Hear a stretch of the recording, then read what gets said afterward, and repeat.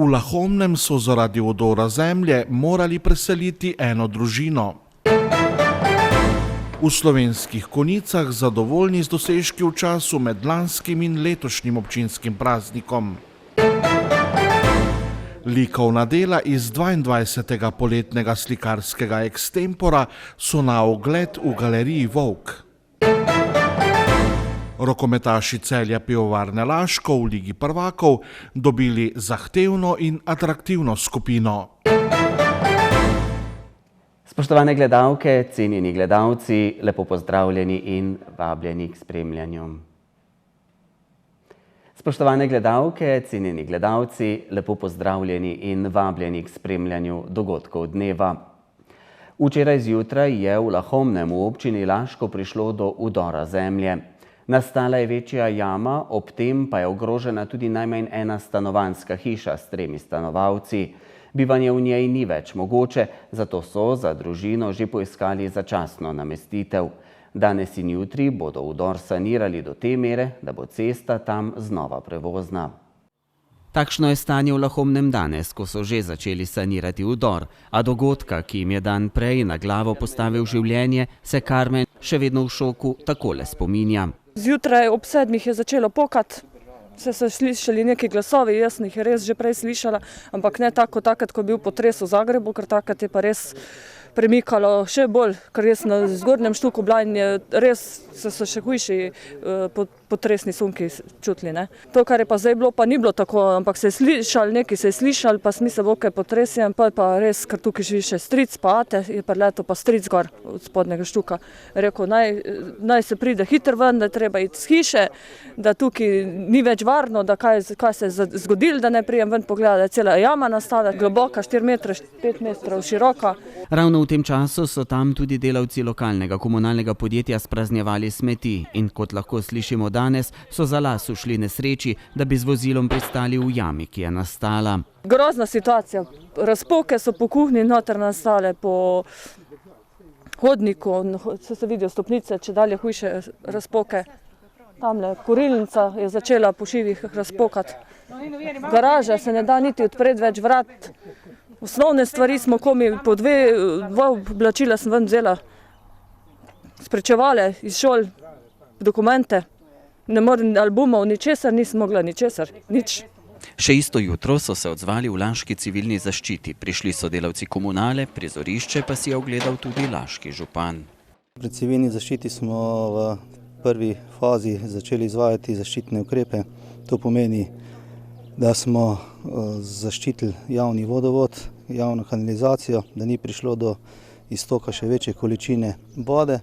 V nadaljevanju v popoldanskih časih smo le videli z opazovanjem z geologom, ki je že bil včeraj tudi tukaj, da je pač stanovanje oziroma stanovanjska hiša ni več primerna za bivanje. Izdali smo sklep o prepovedi bivanja v stanovanjskem objektu. Za družino smo poskrbeli za začasno prebivališče, da bo imeli namestitev. Sedaj urejamo že stanovanje, ki jim bo omogočil vse tisto začasno bivanje v primernih prostorih, tako da nekje v 10 dneh bomo za njih poskrbeli. Seveda sedaj pa čakamo še na nadaljnja navodila geologa, ki bo izvedel danes in jutri vrtine, da sploh vidimo, na kakšni globini smo, ampak enostavno v enem dnevu smo lahko opazili, da ta objekt za bivanje ne bo več primeren, kajti iz ure v uro je stanje slabše, razpoke so čedalje večje. Jaz mislim, da tale hiša v tem trenutku je zelo nevarna in da sanacija te hiše je zelo vprašljiva, vse pa je to v bistvu dejansko pač stvar strokovnjakov, ki delajo na tem področju. Družini so že zagotovili začasno namestitev, dogovarjajo pa se tudi z Laškim Rdečim križem, da bi za družino priskrbeli še dodatno pomoč. V bližini so sicer že 4 stoletja nazaj morali zaradi podobnega primera eno hišo že porušiti. Mi nekih podatkov trenutno nimamo, bilo pa je tule v bistvu izkop laporja za bližnjo cementarno tule dol in pred mislim, da 25-30 leti je bila tu že ena hiša, praktično, ki je stala, je bila tudi potem Ta stanovalec je bil evakuiran in pa prestavljen na drugo lokacijo. Kot tako, mi bomo poskušali po zgodovinskih arhivih najti tudi kakšen rudarski načrt, če bo možen. Drugače pa mislim, da osnovo bo pa v bistvu z vrtanjem se tudi v spodnjem delu videla in jaz mislim, da bo gospod Rasanovič, ki je po moje kar en od vodilnih strokovnjakov na tem področju, tudi naredil en dosti korekten pa dober načrt. Sanacija torej že teče. Prevoznost ceste bodo uredili v kratkem, v prihodnjih dneh pa bo jasno, kaj bodo naredili s hišo in ali je ogrožen še kakšen objekt v bližini. V občini Slovenske Konjice so zadovoljni z dosežki občine v času med lanskim in letošnjim občinskim praznikom. Zadnje obdobje je bilo naložbeno zelo intenzivno, brez večjih težav in posledic pa so prebrodili tudi obdobje epidemije COVID-19. Konjiški župan Darko Ratajc je obdobje med obema občinskima praznikoma ocenil kot uspešno. V občini so namreč v teku številne naložbe, nekatere iz občinskega, druge tudi s pomočjo državnega denarja. Torej, olimpijski bazen smo naredili, v naselju Mlače je praktično sekundarno kanalizacijo, preko 1 milijona evrov je to vrednost tega. Krožišče Hofer, izgradnja prizidka vrtca v Tepanju. Torej, veliko je tega, praktično smo zelo zadovoljni s tem investicijskim delom. Seveda pa nismo zanemarili tudi drugih stvari, torej občina je družbeno odgovorna, sodeluje pri tem, da zagotavlja dobre pogoje za delovanje svojih društev, torej prostovoljstva, humanitarnosti. In ja, moram reči, da smo z letom od lanskega junija do letošnjega leta izjemno zadovoljni. V Slovenskih Konjicah so zadovoljni tudi z delovanjem občine in življenjem v njej v času tako imenovane korona krize. Torej, občina je to obdobje korona krize prejšnjo, zdaj ne vemo, kako bo naprej, preživela čisto normalno. Mi smo imeli izjemno malo okužb, dve registrirani. Ja, zelo odgovorni smo bili občani Konjic, torej smo se držali zapovedanih pravil. Posebej pa poudarjam tudi te, ki so delali v tem času, tudi prostovoljce, delavce v zdravstvenem domu, praktično ni stvari, da bi lahko prehvalili. Torej, ljudje so bili odgovorni. Zdaj to bo imelo tudi posledice, tega se zavedamo, že čutimo, torej imamo nekaj več zaposlenih občini. Občina bo morala pač maksimalno narediti, da bomo tem, ki pomoč rabijo, tudi pomagamo. V okviru svojih pristojnosti, v okviru svojih finančnih zmožnosti bomo to tudi naredili. Likovna dela na temo poletje, ki so nastala v okviru 22. poletnega slikarskega ekstempora, so na ogled v galeriji Volk v Celju. 22. izvedba celjskega ekstempora je potekala v parku Šole za hortikulturo in vizualne umetnosti v Celju, organiziral pa jo je Celjski javni sklad za ljubiteljske kulturne dejavnosti. Že drugič zapovrstjo je poletni slikarski ekstempore celjske izpostave Javnega sklada Republike Slovenije za kulturne dejavnosti, letošnji je bil že 22. po vrsti, vključen v tretji del celoletne likovne kolonije 4-letni časi pod naslovom Poletje, ki jo za slikarje in fotografe v Celju že drugo leto pripravljata Zveza kulturnih društev Celje in Šola za hortikulturo in vizualno umetnost v Celju ob sodelovanju z Javnim skladom za kulturne dejavnosti. In njen slikarski del sodi v selekcijo poletnega slikarskega ekstempora z nagradami za prva mesta. Ustvarjalci so v soboto 20. junija ustvarjali v čudovitem parku Šole za hortikulturo in vizualne umetnosti, kjer so slikari tudi žigosali svoje platna in kjer sta bili poletna preobleka parka ter postavljeni cvetlični aranžmaji njihova inspiracija. V strokovno pomoč pa jim je tudi tokrat bil likovni pedagog in slikar Celjan Tomaž Milač, ki je za razstavo tudi izbral najboljše in podal pisno mnenje. Razstavo pa so za ogled odprli prejšnjo soboto 27. junija v galeriji Volk v Celju v Ozki ulici, kot je to že tradicija polnih 20 let. Spet smo si zaželeli enega druženja v bistvu in to se je pokazalo tudi na današnji koloniji, na današnji razstavi. Slike so čudovite, pa še vedno poudarjam, da ta segment druženja je zelo pomembni in to je pač krasno. Na razstavi s svojimi deli sodeluje 19 slikarjev od blizu in daleč, udeležencev poletnega slikarskega ekstempora, ki so se potegovali za priznanja in nagrade. Prvo mesto z odkupno nagrado si je prislužila Viktorija Nendl iz Celja za sliko z naslovom V dežju. Drugo mesto s praktično nagrado ukvirjene slike v galeriji Vovk je prejela Cvetka Plut iz Celja za sliko Deževn dan v Celju. Sobota na dan slikanja je bila namreč kar precej deževna.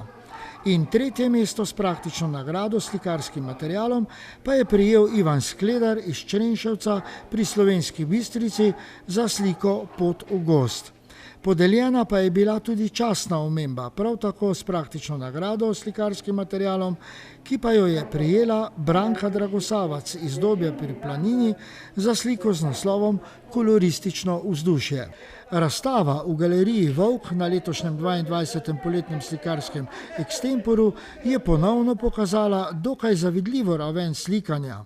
In kako ga primerja s preteklimi leti mentor, likovni pedagog in slikar Tomaž Milač? Tudi letni čas nosi eno inspiracijo in vsak letni čas prinese tudi eno poseben motiv, posebno neko vzdušje in vsekakor smo se, komi smo čakali poletje, tako da mislim, da je eno pozitivno vzdušje, tako da bi se res rad zahvalil vsem udeležencem. Razstavo Poletje si boste lahko v galeriji Vovk ogledali vse tja do konca avgusta letos. Več o dogodku pa v minutah za kulturo na televiziji Celje.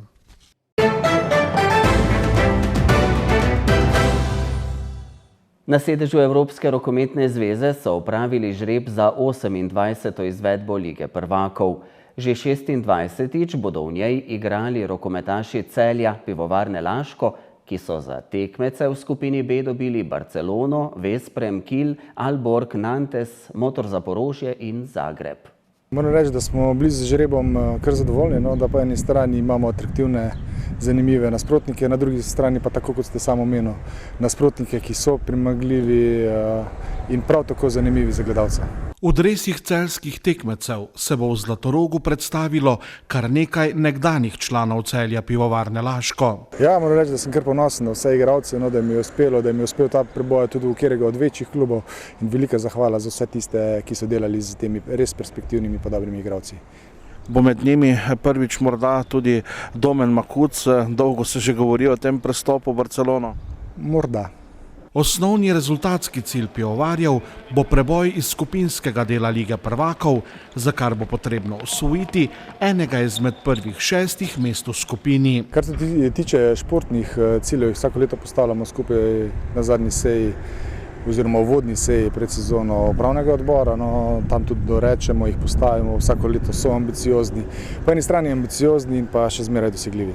Največja neznanka, s katero se trenutno ubadajo v celjskem klubu, je prodaja vstopnic, saj še vedno ni jasno, ali se bodo tekme igrale brez ali s prisotnostjo gledalcev. Mislim, da smo pred zelo težko situacijo oziroma da je še kar dosti neznank, nepoznanih, če temu tako rečem. Tako da jaz mislim, da smo v naslednjih dneh, tednih zelo intenzivno ukvarjali s temi zadevami. Je pa tako, da praksa je različna od kluba do kluba, od države do države, tako da jaz mislim, da bomo v naslednjih dneh mogli najti neko srednjo pot, ki bo pa seveda na eni strani zadostila prihodke na poslovnem delu kluba, pa na drugi strani vsa pričakovanja vseh gledalcev. Morebitna odločitev Evropske rokometne zveze, da bi se tekme igrale brez prisotnosti gledalcev, bi za celjski klub iz vseh vidikov pomenila velik udarec. Vsekakor, glede na dejstvo, da smo si skozi leta prizadevali napolniti polno dvorano, da smo imeli po tem delu čisto posebne strime vezane na prihodke, na prodajo, je definitivno to za nas lahko kar dosti hud udarec. Čeprav po drugi strani, glede na spremembe EHF-a oziroma samega tekmovanja, se bodo zdaj itak tekme Lige prvakov odvijale ob sredih in četrtkih, tako da to maso družin, ko smo nekako bili deležni v lanski sezoni, pa že mogoče tudi kako sezono prej, ne bomo pa po vsej verjetnosti morali razmišljati v smeri, kako privabiti čim več poslovnih uporabnikov. V celjskem klubu si pozitivne učinke glede števila gledalcev obetajo tudi s pomočjo akcije Postani legenda Zlatoroga. O njej smo razmišljali že pred časom korone, na kak način pridobiti nekaj dodatnih sredstev v višini srednjega sponzorja. In ja, to smo v času korone dejansko uživeli in jaz upam, res verjamem v projekt, da bojo nekako ljudje, posamezniki, podjetja videli nekaj dobrega v tem, na kak način lahko pripomorejo klubu in na ta način omogočijo dobro delo v vseh selekcijah rokometnega kluba.